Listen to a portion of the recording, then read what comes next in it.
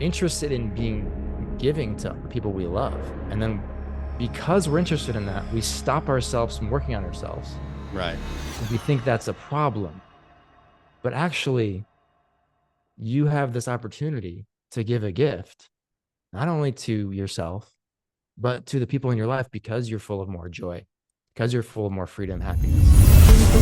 Welcome to the Fearless Happiness Podcast, where we showcase phenomenal individuals who have overcome serious traumas, life obstacles, and challenges to find their own path to fearless happiness. Listen as Max Nijst invites guests from all around the world to share their experiences and spread strength, hope, and faith. This is the Fearless Happiness Podcast, and this is Max Nijst. All right, everybody. Good morning, good afternoon, or good evening, wherever you are in this world. It's Max from the Fearless Happiness Podcast. And, God keeps blessing me with these amazing guests. So I have an amazing guest with me today. So what I like to do, Joel, is have you introduce yourself, who you are, and what it is you do, and then we'll rock and roll. Right on. Thanks so much for having me, Max. My pleasure to be here. So you know how lots of entrepreneurs, they face self-doubt, negative emotions, even though they're doing countless courses, seminars, books, mindset reframes, affirmations, meditation, therapy, even, right? Well, what I do is I help entrepreneurs rapidly eliminate and unlearn at the root level that self-doubt, those inner critics, that money anxiety, that fear of failure, that resistance, whatever the case may be. And so those entrepreneurs can finally permanently feel the inner freedom. So I've helped dozens of people quiet the noise in their head without the noise coming back. And this is through getting to the roots of unlearning the limiting stories in our subconscious mind. So if I could just tell a quick story, like one client that I worked with, let's call him Andrew. He was an entrepreneur, successful sales coach. He's making a good amount of money, but he kept having these racing thoughts and anxious feelings about money. Like, I don't have enough money, or fearing the future, right? Right. And so we met in an online business community. We started talking, decided to work together. And on day one, he told me that his money anxiety self-rated 10 out of 10 severity. By the end of our 12 weeks working together, he self-rated that money anxiety as 0 out of 10. And he could just continue moving on, building his business without all this racing thoughts and just be in a place of peace and presence. And it was actually just not even 12 weeks, it was just 12 hours, because we just sat down each week. We found the core beliefs in his subconscious mind about this area of life. We removed them. And each week we shaved down that pattern until it was at 0. So I know that sounds sensational or crazy or hyped up. I'm super excited to share more about it. But in terms of more about me, I'm just passionate in general about building a world of wholeness, aliveness, breaking cycles of trauma so we can feel healthier, we can feel happier, and we can also show up better for our children. I really want to break these cycles, man. So I share a lot about this on my podcast, The Joel Bein Show. Outside of that, I'm here in Austin, Texas. I love hanging out with my friends. I love dipping in Barton Springs pool. So that's kind of what I do, and happy to share more. Oh, absolutely. And we're going to get into that because it's funny that you say the subconscious. Like a lot of my guests help their clients fix that subconscious, right? Because we know, at least the conversations I've had and the research I've done, the subconscious doesn't know the real from fake. Like, everything is real, right? And it's how we talk to ourselves, what we think, right? It's that subconscious brain of ours that I hate to say it, but causes the challenges or the problems in our life because of the deep-seated, like you said, the root of our problems, something that happened at childhood, right? And so before we get into that some more, Joel, this is I'm fascinated with this stuff because, right, one, I'm a recovering addict, alcoholic, right? right? And then I got into the entrepreneur game, and a lot of my friends, but most of them, it's funny because a lot of recovering people make great entrepreneurs because they know what it's tough, that challenge, they know, right? And they would always tell me, Max, it's not for the faint of heart. And these are people that weren't even in recovery, right? Because you're going to fail a lot, right? And like you said, to be more present, more aware. So let's go back a little bit. What happened in your life that caused you to go, what was your, let's not say trauma, let's say challenges in your life that said, I'm going to change this so I can help other people overcome their blocks, their challenges, their, bumps Yeah. in the road. Yeah. I mean, on paper, growing up, pretty good life. Like if you just look on the outside, right? Uh, got to do sports, got to do private music lessons, got to live in a decent neighborhood, got to hang out with friends, right? And even the people I knew growing up, my friends in the community, they didn't necessarily see anything problematic with my household on the outside. But man, was I hiding it pretty well. um, so I'm sure you're familiar with the ACE study, Adverse Childhood Experiences, that 10 question survey. So I think the average for most people is like a score a score of 2 or something out of 10. My score is probably 5 or 6, depending on how you interpret the questions. I mean, there wasn't that loving, warm environment that I craved. Didn't feel free and safe to be authentic and really express myself. The biggest thing was just my parents were fighting chronically, from mild to severe, sometimes severe. Um, and yeah, I just remember like trying to sleep at night when I'm like 9 years old, and my mom's screaming at my dad in the kitchen while I'm in the bedroom, not far away, and I'm just lying there, and you're just kind of stuck, right? I'm Yeah. feeling scared, I'm feeling worried, I'm feeling angry because my boundaries are being crossed, right? I want to get some sleep, I want to have some peace, right? But you're worried, is this going to escalate, you know? And it's just that little Joel was suffering in that type of stuff very chronically. Um, and so for me, a lot of my stories goes back to being authentic, where my response, traumas is not really about the events, it's about how you respond to the events.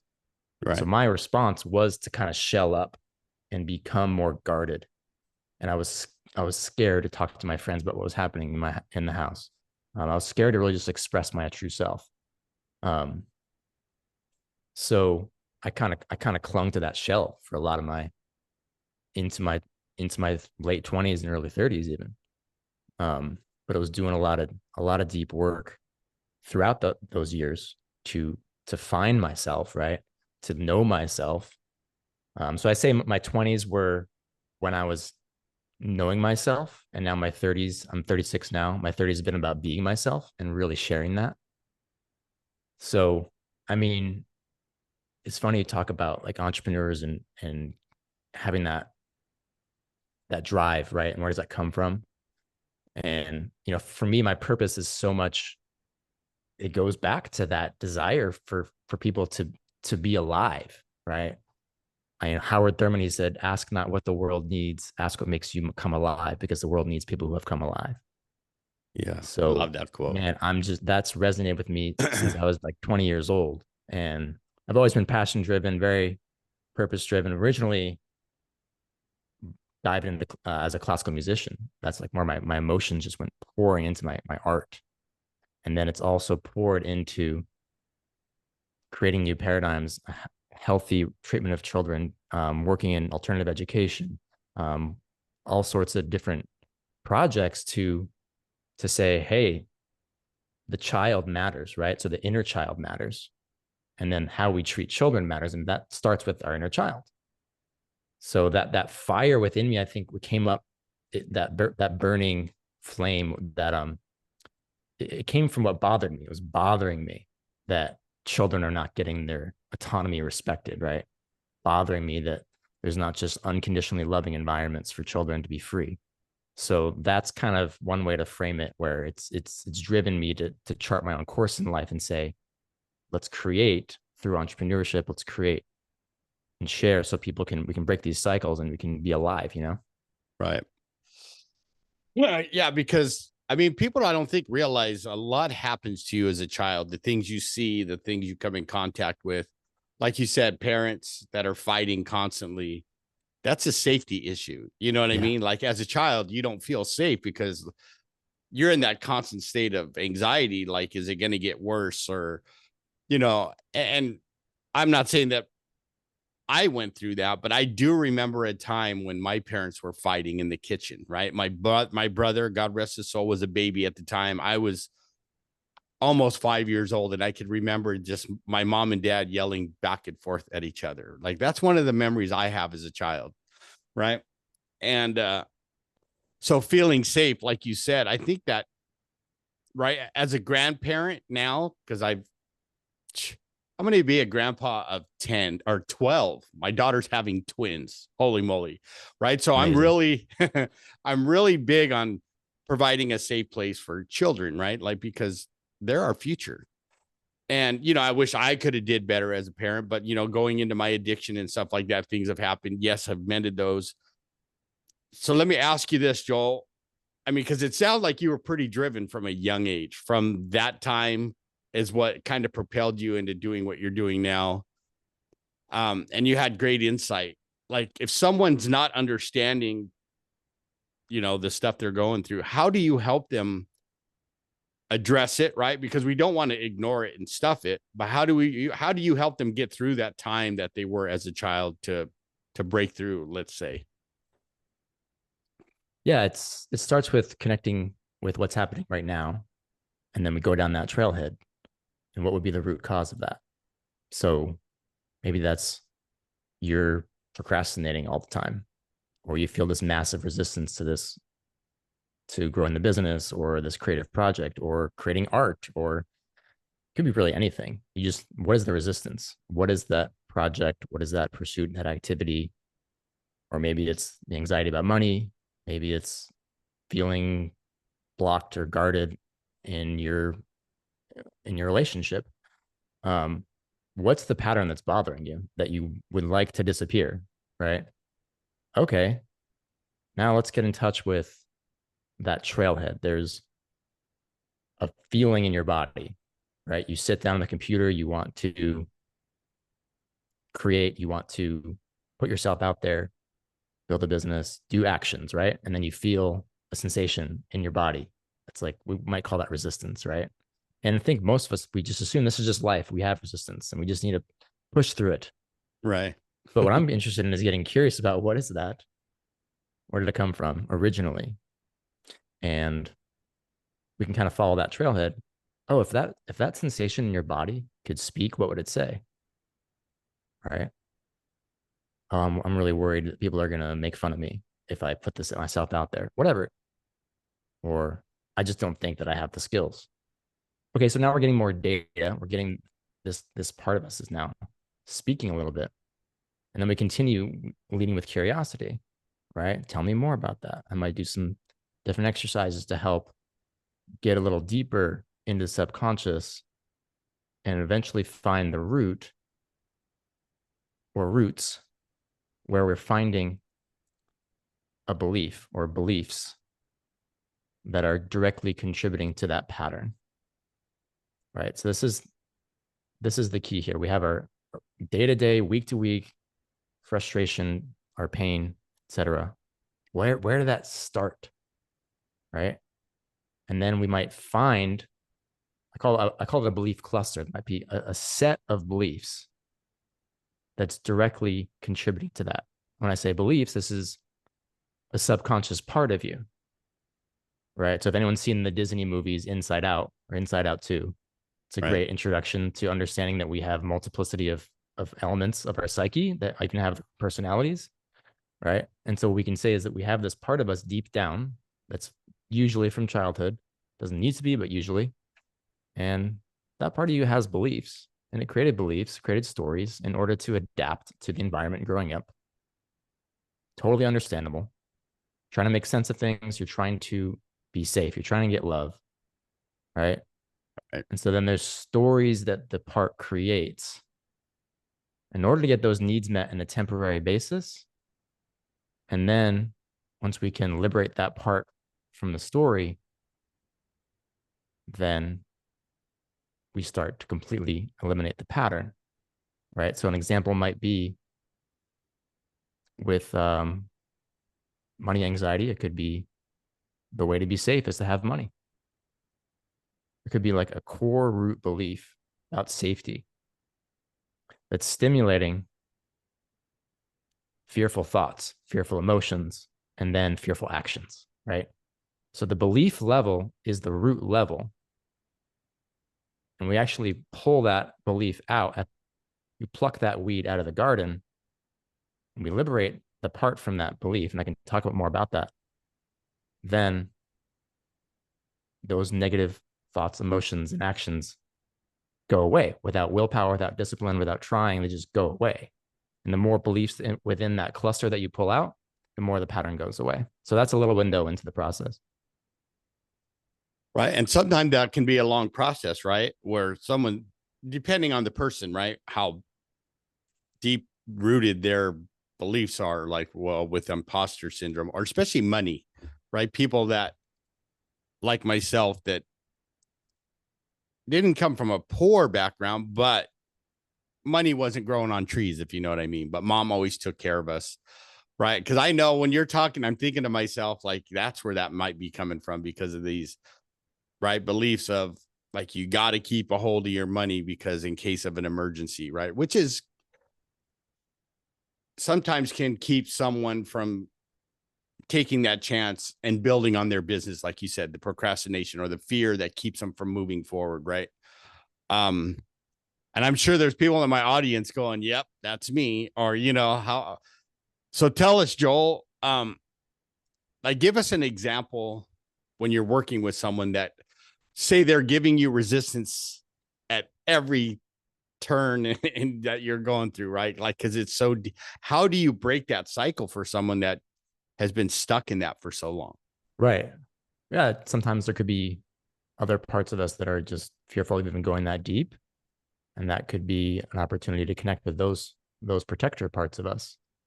And there could be fears at the meta level, like, it's not safe to feel my feelings, right? And so I don't even want to access that memory where the belief came from. Or there could be just beliefs that are strong. This is why at the beginning I start with clients, we start with finding beliefs about change. So if you believe that it's impossible to change, if you believe that, especially if it's at a 10 out of 10 severity, that's going to create resistance to the entire process. There also could be beliefs that change can't be fast. Change has to be hard. So I'll work with those beliefs up front. That could be beliefs like nothing I do works, right? Because maybe you've tried, those beliefs could be newer, more in your adult life. Maybe, like I said, maybe you've tried lots of different tools and courses and mindset reframes and all these different personal development modalities, which can be very valuable. The question is, do they get to the root? Right. And so maybe you've done a lot of work, but it hasn't actually created the change. So a metaphor I give is, if you are doing meditation, say, to try to calm your anxiety. Okay, that can be valuable. Meditation's great. I still do it. I've been doing it for years. But maybe you're trying to use that as the tool to remove the anxiety. And maybe what happens is you meditate and your racing thoughts are alleviated temporarily if you feel better. That's sort of like if you have a big lawn of dandelions and you go mow that lawn, well, now the dandelions are gone. But what happens is after a couple of weeks, the dandelions come back because you actually haven't pulled it out at the root. So that's, people can get frustrated and even create beliefs that change is impossible and nothing I do works or change can't be fast and so forth, because they've tried so many tools that they just they work temporarily, but they don't come back. What I'm actually proposing is rapid elimination of beliefs of one belief at a time, usually, but that belief can be gone in about 15 minutes, like Santa Claus isn't real. And I can share more about that, but if you think about it, the Santa Claus isn't real example, we believe, most of us, when we're kids, that Santa Claus is real. We see movies with Santa, we go to the mall, we see Santa. People are telling us all sorts of data points, all sorts of stories, hearing songs, and we got a pretty good story going. Like this is legit. And then one day it's just like, oh, right. Oh, never actually saw Santa, did I? Right. Legit real guy who actually can, go to every single house on earth. Oh, I never actually saw him. Oh, this is what it explains that. Oh, Santa Claus is real is a false statement. And then it's gone forever. And you don't wake up the next year at Christmas and you start believing in Santa again.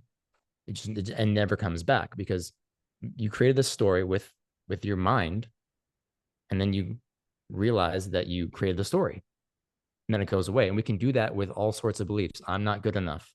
I'm not worthy of success. I don't have enough money. People hate me. There's just so many beliefs. Right.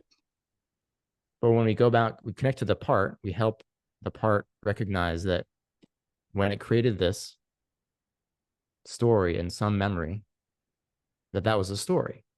You never actually saw the belief, just like you never saw Santa. You never saw the story, I'm not good enough, with your eyeballs. I mean, has anyone ever seen that story anywhere? Has anyone ever seen on planet Earth, I'm not good enough, that story? Now, you may have seen someone wrote a sentence, you saw in a book, letters. We actually saw, you saw ink on a piece of paper. The concept is what we're getting at. We recognize that you made meaning. The concept of I'm not good enough doesn't exist in physical reality. It's just a concept that you're creating in your mind. And you're mapping, as a child, the meaning. We're meaning-making machines. So you map on this story onto the adverse event, especially when there's negative emotions. It gets all wired together. And then we're holding this in our body, and it's creating this anxiety and so forth. We actually get down to the root and be like, help that subconscious part of you see, wait, where did this story first originate? Oh, in my mind. That's like the core moment when we can liberate that part. So there's a little bit more to the process, but it's pretty fast. I like that. Because sometimes, I think you're right, because I think the stories that we create in our minds are the ones that we tell us it's not going to happen quick. But if you can break it down and reframe, right, your mind, which you help people do to become successful, it can be done. Right. And so give us an example in your life, like say recently, where you've had to do that with yourself. Yeah. Because you know what, like even the substance abuse counselor in me, right? Sometimes I got to check myself because I see myself telling a client something that I would not tell myself. And then I have to kind of back up and go, oh, totally. what am I mean, you know what I mean?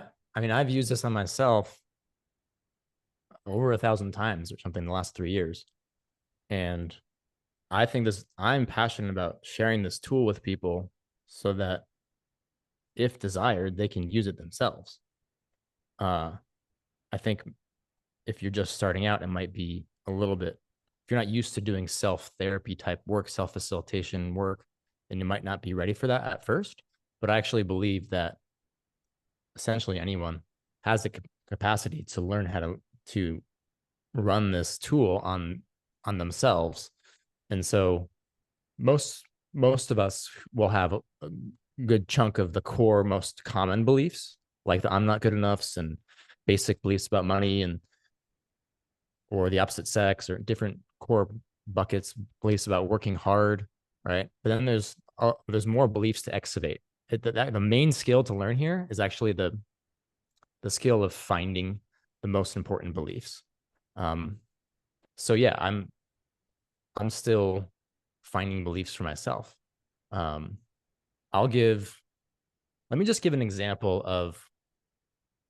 of when I actually first learned this tool.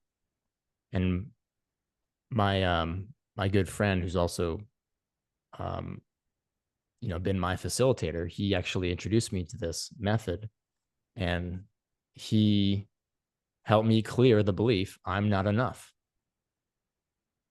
Now, before this, I was obsessed with this. Maybe not obsessed, but I was like trying to philosophize my way out of this lack of enoughness, this enoughness deficit. Um, Recorded a whole podcast about how to reframe enoughness. I would do affirmations over and over and over. I am enough. I am enough. I remember specifically sitting in my apartment, writing in this journal, my affirmations, I'm enough. And I'd done that one like weeks, every day for weeks and weeks and weeks. And I just remember every time at the conscious level, like, oh, that sounds nice. And then deep down, this part of me is like, that's BS. This is BS. And that's why people struggle with affirmations, is because there's a opposing belief, I'm not enough, that's in the subconscious mind. So if we don't actually clear away the dog crap, then the air freshener doesn't do much, right? That's perfect. I mean, I'm glad you said that, right? Because I struggle with that, and I know other people that have too, right? You could tell yourself that you're enough over and over and over again, but if you don't have, how do I say it, the correct way to do it and clear that belief that you are good enough, then I don't know, it doesn't work, right? Because I'm like you, I've done like the post-it notes on my mirror, right? So I'll write it, put it on the mirror, so every time I walk in the bathroom I see it. But for a long time it's just like, and then I'd walk out still feeling like I'm not enough. So yeah, like I love this. So how do we might have to talk after this. So how do we clear that, right? Because I can give you, and we'll talk about it later, but my specific time, I can remember it clearly. I've had this talk with my wife and other people, is when I was told, like, basically I sucked, right? And it had to do with the math thing. I'll tell you about it later, but that created that I'm not good enough in my brain, right? Because first it was an uncle that said it to me, like, and then I get home, he tells my mom, and my mom looked at me and pretty much repeated what he said. So for a long time, it was like, you get what I'm saying? So I don't mean to interrupt, because but I'm just saying, I get what you're saying. If you don't clear it out. So what I'm getting at is, how do you help people clear those deep-seated roots like that to help them thrive? Like, how would you do that? I mean, if you're open, I'm totally open to share. Like, I could actually do it with you right now. Absolutely. But I know that's a little vulnerable, but your I'm story's out in the open. Yeah. Well, yeah. My story's everywhere. So I'm open to being vulnerable. Like, one of my things my sponsor instilled in my brain that has helped me stay sober, I understood, was, he said, you need to learn to get vulnerable. Right. And when I got sober, that was like a no, from where I came from, if you know what I mean, the streets and jail, like, vulnerable. I don't understand what you're saying. That's not going to happen. You know what I mean? So, but it's a big reason I've stayed sober for 21 years. It's because I've learned to get vulnerable, but I know there's always room for improvement. And I know there's still little things in my brain that stick with me that I haven't cleared out yet. Yeah. And so it's just way easier for people to understand how this works when I demonstrate it. Okay. So if you're open, we could choose a belief. Maybe you already have one in mind that feels real. It feels heavy, or it feels like you want to get rid of it. And we could do it. Absolutely. I'm all in. Let's do this. Let's do it, man. So is there a certain belief that you're already thinking about, or do you want to explore that? No, I know what that belief is that I don't deserve money. Like, you know what I mean? Like, I in my head, my brain, it's like, I deserve just enough to get by, but let's say not to thrive, right? Because I don't know. That's just been one of my beliefs for a long time. So when you say that belief to yourself, you feel it in your body? Absolutely. My And gut gets tight and my shoulders get tight. And then my lower back starts to hurt. Scale 1 to 10, how strong is that? That's feeling? like a 9. Okay. I don't deserve money. Okay. So let's catalog let's catalog that. You have this feeling in your stomach, tightness, you said, and it's a 9 out of 10. And we're gonna just note that. And then at the end of this process, we'll compare how you're feeling about this concept of I don't deserve money. Okay. So just feel into that feeling in your body and just trusting your subconscious mind. Can you tell me, when did you first learn I don't deserve money?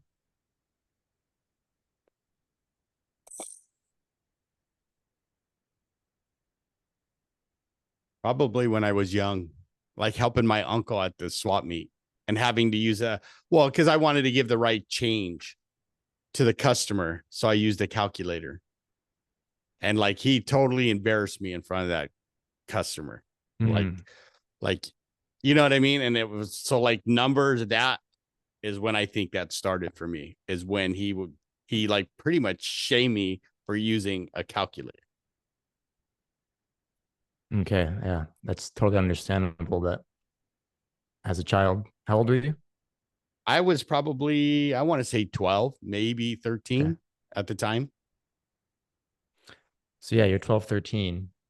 It makes sense that you'd create that story to try to understand why this overwhelming experience was happening. Now I'm curious, however, is it possible that it's not that I don't deserve money is the truth about life in all situations forever, fundamentally, but what explains the experience was nothing to do with you, 0% about you, and 100% about him and his trauma. And that's why he erupted or spoke to you in the way he spoke to you.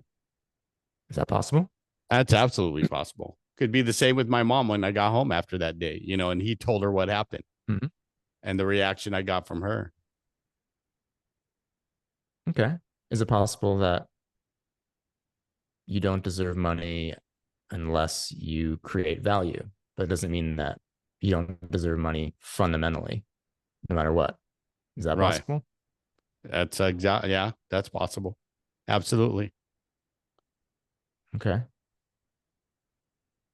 Yeah. So would you agree that I don't deserve money is one interpretation of a few? So, I'm sorry, say that again. Would you agree that I don't deserve money is just one interpretation of the event? Yeah, absolutely. But it's the strongest one. Yeah. Right. But yeah, that's just one Yeah. interpretation. Absolutely. Yeah. Yeah. So right now I'm just asking some questions to kind of help loosen up this tooth before we pull it out. I love it.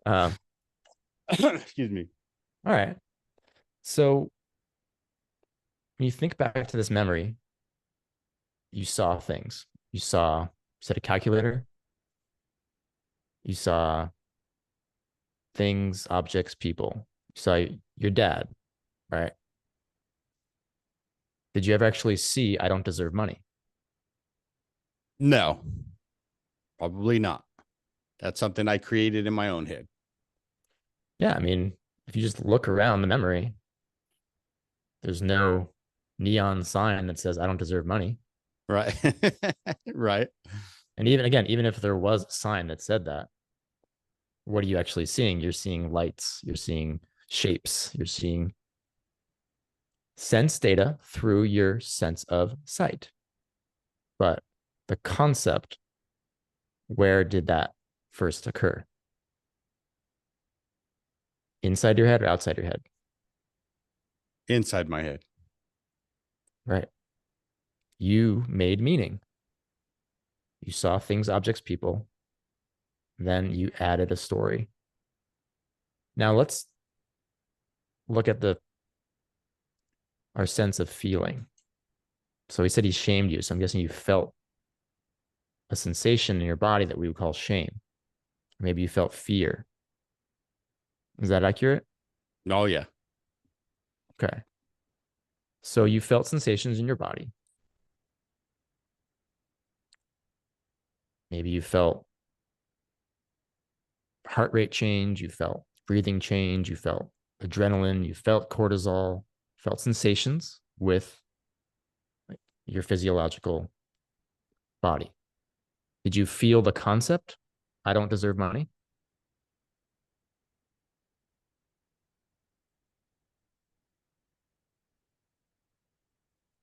Or did you just feel sensations? I think it was just sensations. And then I just put that concept to my brain. Yeah. Well, yeah. And literally, do concepts occur in the mind or the body? In the mind. Yeah. Literally impossible for you to feel a sensation, I don't deserve money. By definition, that's a concept that's created in neural pathways in the brain. If you're feeling emotions, you're feeling sensations. Let's call that a recipe of sensation. We didn't actually feel the story. So again, you made meaning. You didn't see it. You didn't feel it. You created it in your own mind. Is that fair? That's fair. All right. Now that makes sense that you did that. Just want to validate that 12-year-old part of you, that it makes complete sense that in that situation, you're dependent upon your parents, your dad for safety and love. And you created that meaning, you put it on yourself.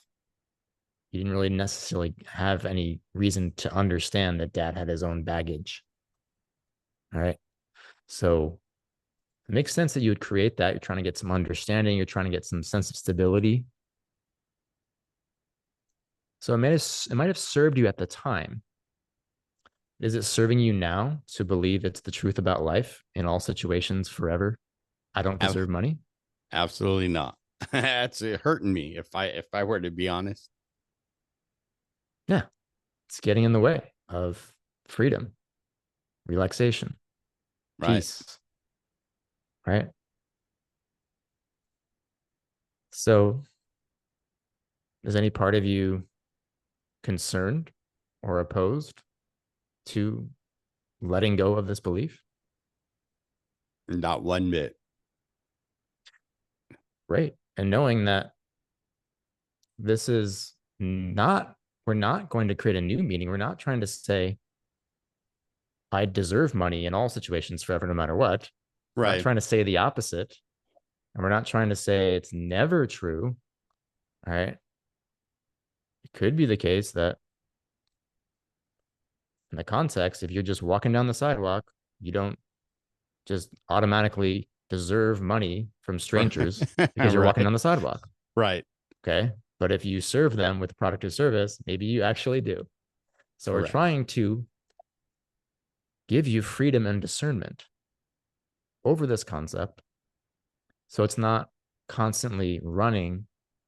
This program is running in the back of your mind. It's like taking up RAM on your mental RAM, basically. Right. It's slowing you down. Can't run as smooth. So let's just test this out right now. Let's see how this feels. But before we do that, just say a couple silly sentences for me. We're going to clear the palate after we did that deeper work. So just say, the way to be red is to be blue. The way to be red is to be blue. Say, birds never fly. Birds never fly. Does that sound true? No. Okay. Try, I don't deserve money. I don't deserve money. How does that feel? For the first time, probably in forever, like true. Like not true. Sorry. Like not true. Oh, good. You know what I mean? Like that's silly. That's what I was trying to get at. It made it sound silly, like those two other sentences now. Like I get it. Great. You know what I mean? Like that for the first time in my life, like that sounds silly to me to even think like that. You know what I mean? Which is good. So is there any resistance with this? No. Is it 0 out of 10 now? I'm at 0 out of 10 now. Heck yeah, man. It's gone. We did it. We pulled that tooth out, man. That was actually amazing. It was really, really simple. You know what? And everybody that's listening right now, like, or when you're going to listen, or like, I wasn't going to do that, but I wanted to show everybody, right? It's okay to get vulnerable, right? If you need whatever area of whatever help. And, you know, like I always believe that God's on time no matter what, right? Like, so Joel being here and helping me through that, right? I'm learning, right? Because it's almost like my recovery, right? I have to practice what I preach, whether it's for the clients I'm serving or the sponsees that I help get sober, right? So if I'm telling myself, and you just helped me a lot, right? Because if I'm telling myself I don't deserve money in some form or fashion, I'm going to do that to the clients that I serve. Does that make sense? Totally. And totally, you're going to project it out. Exactly. And I don't want to do that, right? And I want this show for whatever, if people are struggling with money or trauma or addiction, whatever in life, right? I want people to see the Joels of the world, the Joel. How do you say? I don't want to say. I wanted to say Bein, right? Because I've seen that spelling, and someone said Bein, so but it's Bein. Yep. I want to showcase the Joel Beins of the world, that there are people to help you get through that, and he just helped me. Like, I feel lighter now. Like, I was just going to ask, how you feeling? That you look lighter. I feel lighter. Usually what happens, but yeah, I feel lighter. Like, I feel so much lighter. I like that technique, right? And it's going to help me maybe with my clients when it comes to their sobriety, picking those certain things that they think are true to help get rid of them. You know, I don't know. I might be calling you, Joe. How do you do that again? So it's not a money thing, but how do I take them through what you took me through? Right. Totally. This has been an awesome time. And now I can finally get into some of the questions, right? Like, this is a first hands-on for everybody, right? Seeing Max go through getting rid of a block. So I hope that helped you, everybody. But I want to ask you some of the questions that I love to ask. As you see, I wrote that book, which I showed you earlier, Fearless, right? What does fearless mean to you, Joel? And how does that show up in your life on a daily basis? Oh, man.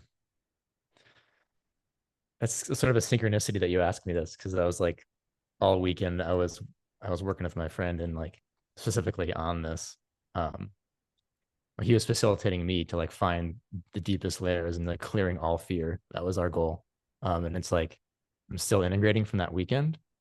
And man, yeah, fearless is realizing that you have the power to choose a different thought and mindset towards any circumstance, right? And we can do that at every level of the psyche. So we can do that consciously. And when our subconscious knows that in any situation, even the most extreme, even in a life or death situation, it actually is possible for you to choose power, peace, presence, focus, purpose, calm purpose, rather than fear, creativity, rather than fear, curiosity. I think curiosity perhaps is the antidote to fear. So fearless, I actually used to think that was not even possible to be completely fearless, because we're just, that's just naturally, we're always going to have some fear as humans. But I don't believe that anymore. Fears, I think, is just it's our amygdala, it's our ancient brain, and it's our oldest part of the brain, and it's coming from those childhood experiences where we got our neurons wired and fired, and this stuff got stuck in our body. And the more we clear that out, the more the fear just dissipates, and we can actually choose the prefrontal cortex, which is our creative, newer part of the brain, and we can create our experience, and we can create happiness. Happiness is a whole nother topic, but yeah, like you can choose a different thought. That's my short answer. I love it. Well, that leads us into happiness, right? And as you see, I put a Y in happiness. I did that for a reason. Yeah. What's the reason? Let's see how you answer this first. Okay. So knowing I put the Y in happiness, what does happiness mean to you? And how does that show up in your life today? Yeah, my favorite quote about happiness is Gandhi. I believe it's happiness is when what you think, say, and do are in harmony. Yeah, I love that one. So that sense of congruence, integration, integrity of what your core values are and being those core values. And I would add choosing core values that are based in truth, based on reason. I think we need to use our ability to use reason to determine what are our values, why are they our values. So this is like, Aristotle, and like the good life is earned, happiness is earned, I believe, through using your mind and choosing healthy constructive values and then following through on those values and actualizing those values. Another way to frame it is just, I like thinking about happiness quotient, where happiness isn't actually something that you can acutely um, pursue or just achieve through one action. It's a holistic experience. It's the result of getting as many of your human needs met as possible at the highest level. So whether that's a need for purpose, a need for play, a need for connection, compassion, warmth, health, rest, right? We all have needs. And when we can meet our needs in abundance, we increase our happiness quotient. So that's how I see it. Love it. I love it. So to answer your question, the why, you explained it just in all that, right? If you think about it, happiness comes from within, right? Because truthfully, like, can my wife make me happy? Not all the time, right? Can my kids make me happy? Not all the time. Can my grandkids make me happy? All the time? Yes. So I take that. That's the only outside source that can make me happy, right? Spoiling my grandkids. But what I find is, right, when we're true to our core values, we're doing the things we love to do, right? Yeah, that's happiness, but joy comes from that, right? And joy is more lasting to me than happiness, right? Because I say it all the time, and my audience is probably going to go, here he goes again. But like, this is a great time, right? Me and Joel are having an awesome conversation. I get up after this, I go out the door and I stub my toe, and all of a sudden happiness is gone, right? Because I'm, hopping on my foot and I hurt my little toe or whatever happened, right? But joy, right? Like doing this is a labor of love. I love doing this, having great guests like yourself, which brings me joy. So that's why I put the why in happiness, right? Because my belief is that God has given us everything we need inside to be great today. That's my belief. That's my little quote I came up with. And when I can remember that, telling you, Joel, I'm happy 99.9% of the time. You know what I mean? And seeing my guest smile, and we're having this conversation. So this has been an amazing time, Joel, as I knew it would. Thank you for taking me through that. Thank you for just providing an enormous amount of value to my audience. But if they want to find you, Joel, right, work with you as a coach, or they just want to get a hold of you, ask some questions, how can they get a hold of you? Yeah, thanks so much. Well, first, if people are interested in hearing more from me, you can check out my podcast, The Joel Bein Show. But on top of that, I want to create abundance of value here for your audience. And I created something called the Self-Doubt Playbook. And this is something I typically give to my paying clients, but in appreciation for everyone, sticking to the end of this podcast, I want to give this out to free as a gift to everyone listening. So a self-doubt playbook, that this is for the innovative entrepreneur who's sick and tired of battling the negative voices that dictate what you do, what you don't do, day in, day out. They cause you to stop yourself from acting, or they make you rely on that conscious willpower to push yourself through the resistance. So the self-doubt playbook can help you permanently clear these patterns, these self-doubt, procrastination, anxiety, fear, and so forth. So I'm just giving all this stuff out in the open so people can be empowered. And I want to see the world empowered with this stuff. So there's two components of this playbook. Number one is the limiting belief guide, and that will teach you step by step how to permanently clear a single limiting belief, like we did today on the show. So this is the foundational tool you can consistently employ to remove the head trash that's getting in the way. Number two is the limiting belief cluster course. So this will show you how to dig up the exact sets of limiting beliefs, these belief clusters that are causing your particular negative self-talk and emotions.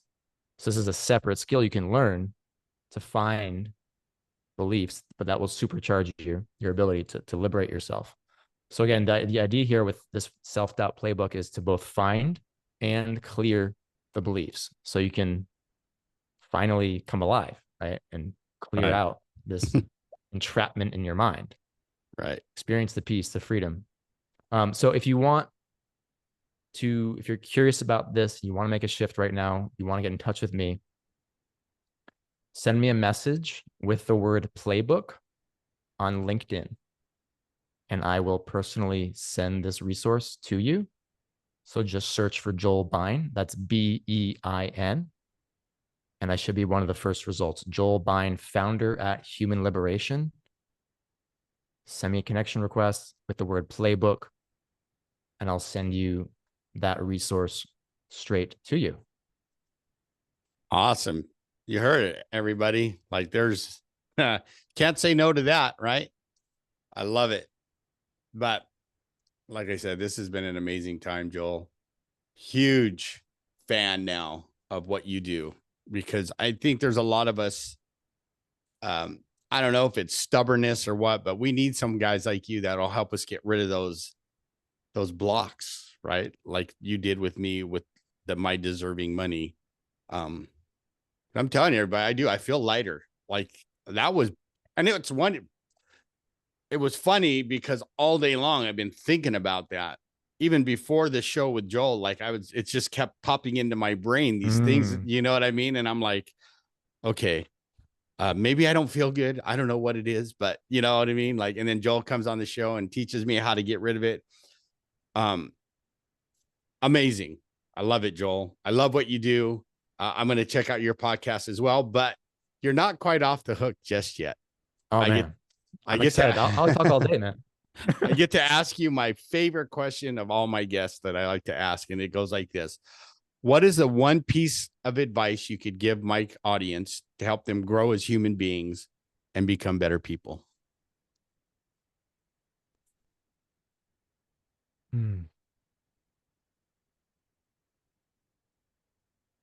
There's different ways I can answer that, of course. The way I want to answer it is that the best possible gift you can give others is to work on yourself. The best possible gift you can give everyone in your life is to work on yourself. I've been hearing that a lot, and that's not selfish. You know, I mean, it is the most generous possible thing you can do. But unfortunately, we've grown up in a culture that is self-sacrificial and telling children that they need to think of others first. Right. And so we have this stuff. Those are beliefs we had as well. Right. About selfishness. And so we get distorted. And then we're interested in giving to the people we love. And then because we're interested in that, we stop ourselves from working on ourselves. Right. Because we think that's a problem. But actually, you have this opportunity to give a gift, not only to yourself, but to the people in your life, because you're full of more joy, because you're full of more freedom, happiness. And that spreads everywhere. Absolutely. And if we can crack this code as a species, this clustered contradiction about selfishness being a problem, we really need to have enlightened self-interest, which includes taking care of our needs and others' needs. Right. All of the above, win-win. That's what I'm interested in. So like really let that sink in. is that there's so much power for yourself and others when you invest in yourself. Oh man, we could, like you said, we could talk for hours now. Yeah. Like you just created like all these questions in my brain, but I love it. But I'm going to leave my audience with that, like, because that's perfect. I believe that also, that's one of the things that was hard for me to understand was become better myself so I can help more people, not just go help people. Because at the end of the day, I'm burned out if I'm not taking care of me, and I don't even want to continue the next day. You know what I mean? But I love it. I love it. Thank you for that advice. And you heard it, everybody. I mean, Joel brought it today, and he did us the honor of not only teaching me how to get rid of a block. Hopefully he taught you. You brought so much value, Joel, you know, and thank you for being here. But you know how I go, everybody. If Joel made you think, if he taught you something, if he made you laugh, if you, my favorite, made you go, I like that. Please go to iTunes and leave a 5-star review so more people can find the podcast. And again, good morning, good afternoon, or good evening, wherever you are in this world. Max from the Fearless Happiness Podcast. Until next time. Are you tired of being weighed down by life's traumas and struggles? Join the Fearless Happiness lifestyle and let us guide you toward a brighter future. Explore our past podcast episodes and get a copy of the Fearless Happiness book to ignite your inner strength. If you or someone you love is battling addiction or facing challenges related to unresolved trauma, know that we are here for you. Visit maxnijst.org, maxnijst.org, and take the first steps toward finding your fearless happiness. Thank you for listening. This has been a production of Fearless Happiness.